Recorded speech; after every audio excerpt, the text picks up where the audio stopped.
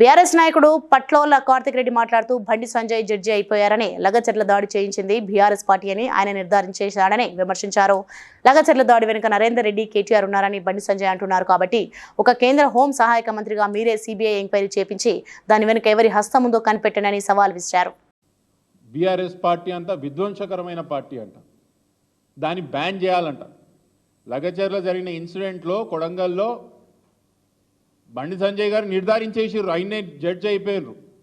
నిర్ధారిస్తూ ఏం చెప్తాడు, ఇది చేపించింది బీఆర్ఎస్ పార్టీయే, దీని వెనకాల ఉన్నది ముమ్మాటికి నరేందర్ రెడ్డి గారే, దాని వెనకాల ఉన్నది కేటీఆర్. కేటీఆర్ అరెస్ట్ చేయకపోతే కాంగ్రెస్ పార్టీ మరియు బీఆర్ఎస్ పార్టీ ఒకటే. మీరు కేటీఆర్ని అరెస్ట్ చేస్తలేరు కాబట్టి కాంగ్రెస్ పార్టీతో బీఆర్ఎస్ పార్టీకి పొత్తున్నదేమో అనే విధంగా బండి సంజయ్ గారు మాట్లాడుకుంటూ వచ్చిండ్రే. భారతదేశ హోంశాఖ సహాయ మంత్రి, మీరు సిబిఐ నుంచి ఎంక్వైరీ చేయిస్తామని రాష్ట్ర ప్రభుత్వాన్ని కోరండి.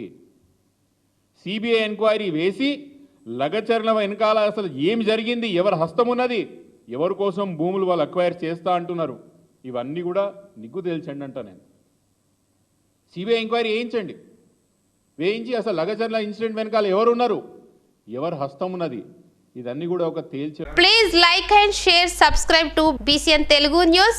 Please like, share and subscribe to BCN Telugu news.